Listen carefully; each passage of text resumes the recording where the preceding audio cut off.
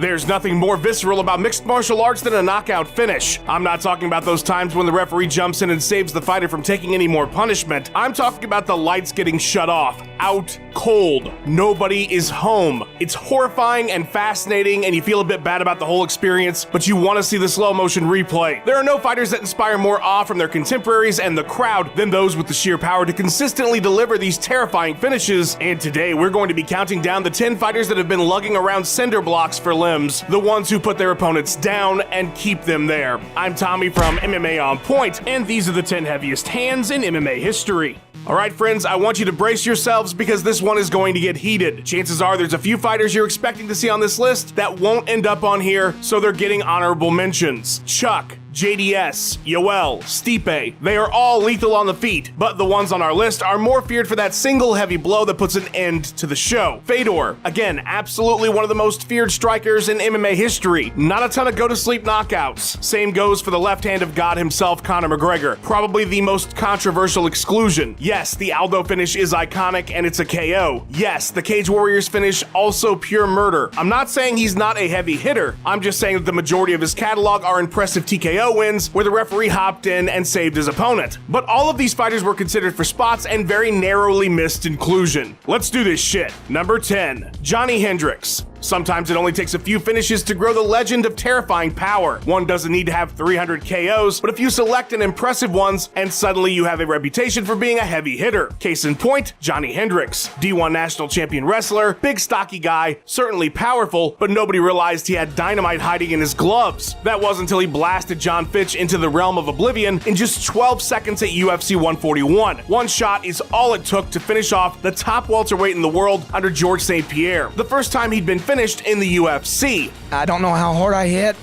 I've been throwing about 80% here lately, and today I just wanted to let it fly and see what happened. Less than a year later, he would do it again. Martin Kampmann, 46 seconds, almost identical, left hand lands, stiff as a board and heading for the canvas. And just like that, Hendricks became one of the most feared strikers in welterweight history. One of the main storylines going into his title fight with GSP being about how the champion might deal with a clean left that lands, because if it does, the fight is over, period. With 9 total KO TKOs and 4 first round finishes, his career may have taken a dive post title run, but for a time there wasn't a left hand in the sport that was to be avoided more than big rigs. Number 9, Jeremy Stephens. You remember that time that Jeremy Stephens tried to talk shit to Conor McGregor and then he got shut down and Karolina Kowalkiewicz laughed? Well, everybody remembers Conor's hilarious quip, but the thing that Jeremy was saying? This guy TKOs people. When I knock people out, they don't fucking move. Yeah, he was actually right about that. There are very few strikers in the lighter weights that have the power to absolutely end your consciousness, and Jeremy Stephens is one of them. With 8 career KOs and 10 TKOs, Little Heathen has garnered a reputation as a striker you don't want hitting you, and for good reason. Cool as cucumber, calm like a bomb. I'm ready to go off. I'm gonna kill this kid. If you don't die, it doesn't count.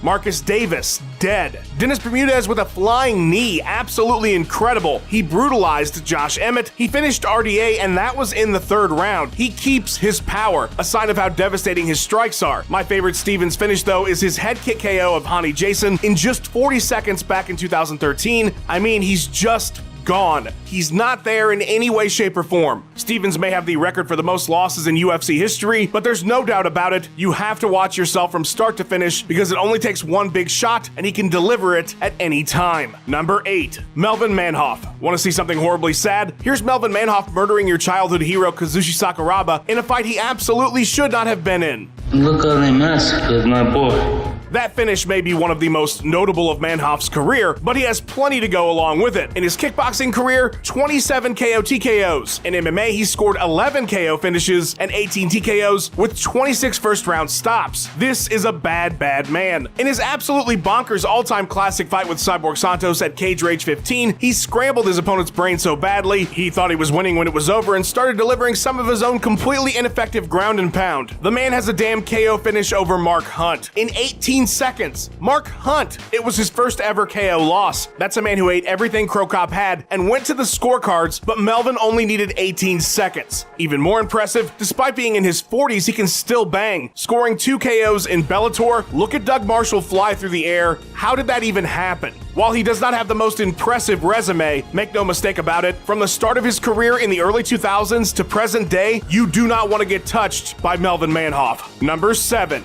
Igor Vovchanchyn. So you know that era of MMA in the 90s where it just wasn't really popular yet, but all these countries around the world were putting on super violent fights and guys were doing shows like 3 times a week and getting paid in beer? Igor Vovchanchyn was the scariest part of that era, I promise you. First of all, let's talk about his kickboxing career. 48 KO TKOs. That is a man proficient in making people sleep. In his MMA career, 12 KO finishes and 29 TKOs, nearly all of those in the first round as well. He scored 8 KOs before entering his incredible Pride run, and these fights are madness. Here he is attempting to murder Adelson Lima, and there he is fighting giant freak Fred Floyd, 340 pounds. Watch him finish Nick Nutter to win the World Vale Tudo Championship Tournament. Pure Jorge Masvidal there. In Pride, he continued being a badass. He gave Gary Goodridge chicken legs. He was Mark Kerr's first ever loss at Pride 7, and the Smashing Machine got shut off, but the knees were considered illegal, so it got overturned. Igor scored 3 absolutely devastating KO finishes in Pride that did count though, the best being Francisco Bueno. The guy got hit like 5 times on his way to the abyss. His TKOs are all nasty too. He was just a mean, devastating striker, and definitely the best of the old school heavy hitters. Number 6, Rampage Jackson. He told you he was a monster. Rampage Jackson has the unique distinction on this list of having his most famous KO not coming from a punch or kick, but an absolutely mind-bending slam against Ricardo Arona at Pride Critical Countdown 2004. And while that finish demonstrates the raw strength you're dealing with when you step in there with Jackson, he's got plenty of stops from strikes to go along with it. With 7 career KOs and 12 TKOs, Rampage has been a terror in every era of his career, be it Pride, the UFC, and even Bellator. And with 18 first-round stops, you're pretty much fucked if he touches you in the first 5 minutes. Kevin Randleman, Marvin Eastman, he KO'd Joey Beltran in Bellator. That was the Executioner's second KO loss ever. Vandy at UFC 92, out cold. Of course, he absolutely crumbled then champion and megastar Chuck Liddell to secure the UFC light heavyweight title. One of the most shocking things we'd ever seen. In his blood feud with Rashad Evans, the only good shot he landed nearly won him the fight. And further proving his reputation is warranted, John Jones damn near ran to the other side of the cage whenever Page was in any kind of range to land a big shot. Jackson is violence personified, and any holes in his game he's made up for with pure power. Number 5, Dan Henderson.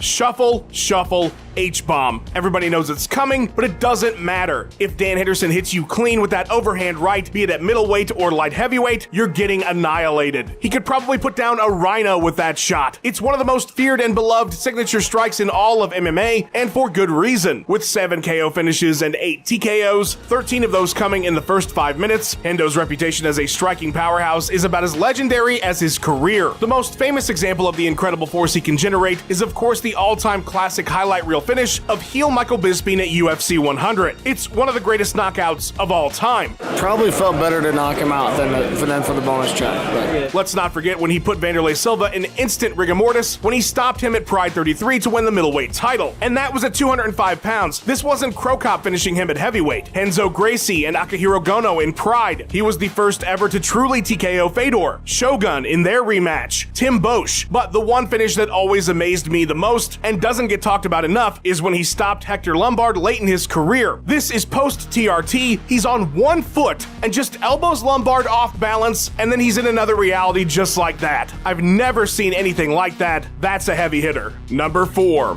Mark Hunt. He is quite simply the king of the walk-off. Mark Hunt's reputation as a heavy-handed striker is warranted, but it wasn't created by sheer volume. Don't get me wrong, he has 8 KOs in his legendary K1 career, 4 in his MMA career, and 6 TKOs. He gets the job done 4 times in the first round. But it's his ability to end a fight so suddenly and so violently that he knows there's absolutely nothing else that needs to be done. He doesn't need a follow-up shot. He doesn't even need the ref to step in because he already knows the outcome. He'll stop the fight himself, and he's done so time and time again. Yosuke Nishijima in Pride, Chris Tuchscherer, Frank Mir, Roy fucking Nelson. Yeah, he walk-off KO'd Big Country, and those are just some of the names he's put away. Derek Lewis, Bigfoot Silva, Stefan Struve. He shattered the skyscraper's jaw, by the way. Hunt's legendary power took backseat possibly only to his granite chin. Flat out, his power shots were to be avoided by anyone who had a chance of beating him, and while he may not have the most finishes on our list, nobody did them with quite as much style. Number 3,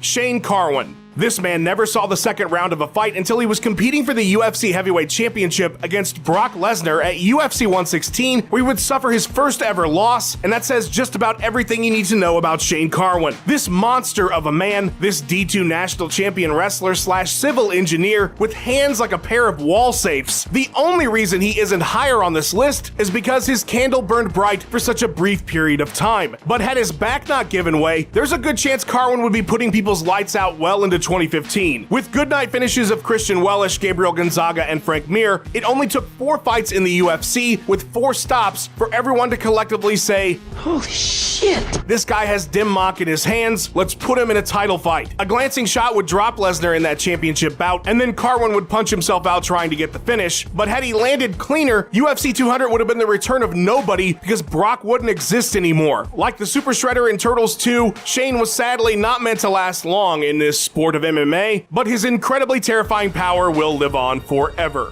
Number 2, Anthony Johnson. The thing about Anthony Johnson is he's been a terrifying problem since he was fighting at 170 pounds, and that power would only grow as he grew. Rumble made his UFC debut by knocking Chad Rainier out absolutely cold in 13 seconds at 170 pounds, so the precedent was set right out of the gate. His second fight lasted less than a minute as well. Same result, guy is frozen in time on his way to Dreamland. Then he would display the power of his kicks by brutally finishing Kevin Burns in their rematch and Charlie Brenneman. You send that many, don't forget one thing. What?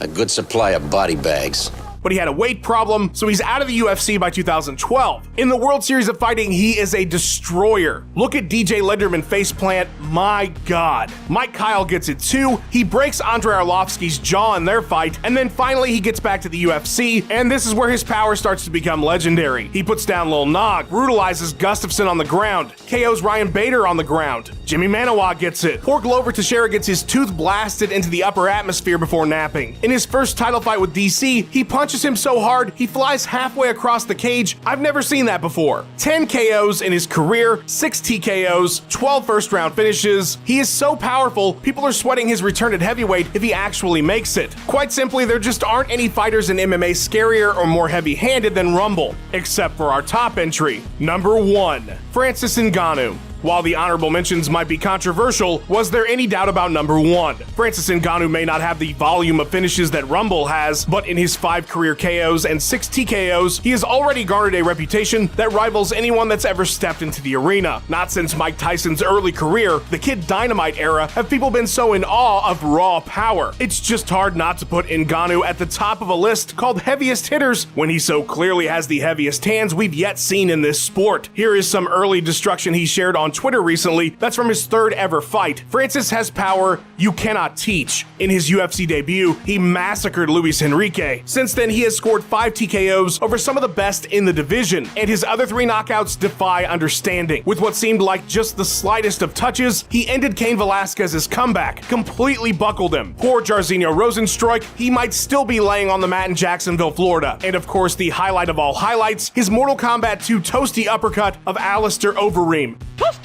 It is one of the most horrifying things that's ever happened in mixed martial arts. It might be the hardest punch that's ever landed. The only 2 losses he ever suffered in the UFC were only because he didn't land a clean shot. That is it. There is no surviving Francis Ngannou if he hits you square. The fight is over. He is the heaviest hitter, no questions. Huge shout out to the pride of the West Midlands, Tom Moore, for putting his editing sorcery to work on this video. Follow him on Twitter at TomMJMoore. Thanks for watching. Please give us a like and subscribe. We've got 3 new videos or more for you every single week. Let us know what you thought of the video in the comments below. Follow On Point MMA on Twitter, and have yourself a wonderful day.